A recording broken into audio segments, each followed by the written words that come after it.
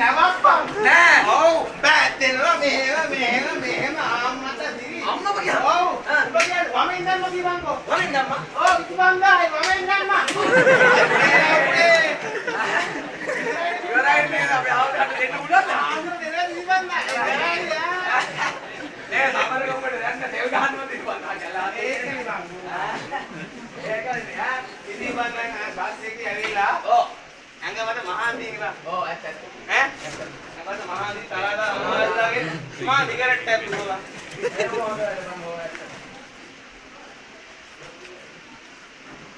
මොකද? මා දිගරට ඇවිල්ලා ඔය කියන්නේ මොකද සිගරට් එකක් දුවගේ? ඔව් අක්කට පුලම් කට. තොට්ටා යකෝ වෙටක තුරු නපුටක. ඔයිට බං කුරා ඕ උනාද ඔය මොකක්ද රෙප්ලේ මොකක්ද පුසුල්ලා පුසුල්ලා මොකක්ද මොකද බලන්නේ? පුසුල්ලා හා? කම්මයි.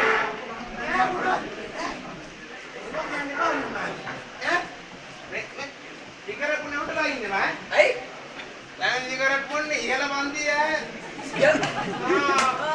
මොකක්ද කියන්නේ?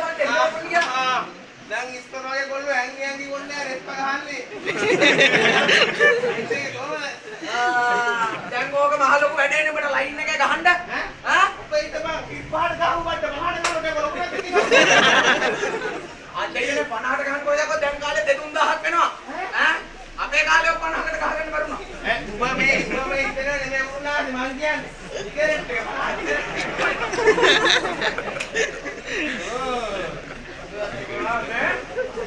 බට එකක් කියන්න. ඔබ දන්නවද ඔය දුම්බීමේ ආදීන? මන් දන්නේ නැහැ යකෝ උඹ හොඳ නැහැ. මේ ඕවට හැදෙන පිළිකා. අම්මා බකිබා ඔව්.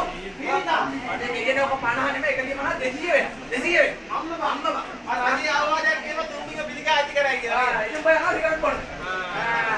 එහෙම නෙමෙයි හා. ඔය මේ අපන් ගෝල.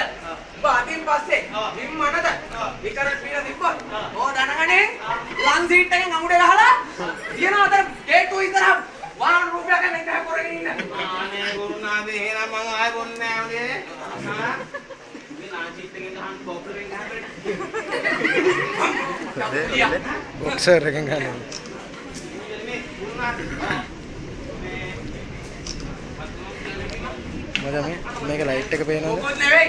මේ ප්‍රෙෂර් එක. ඔය අඩම් බහුර වැඩක් නැහනේ. යටේ දැන් හරිද? අපිට ආයෙ හැබැයි ඕක කරන්න බෑ. දැන් හරිද? ආයෙ ඕක කරන්න බෑ. ලයිට් එක අතින් වැහිලා තියෙනවා. එන. බෑ. මේක ඔව් බෑ. නේද? මේ ගමුනේ ඉතින් එහෙම හොඳයි. ඈ අපිට මේ අපේ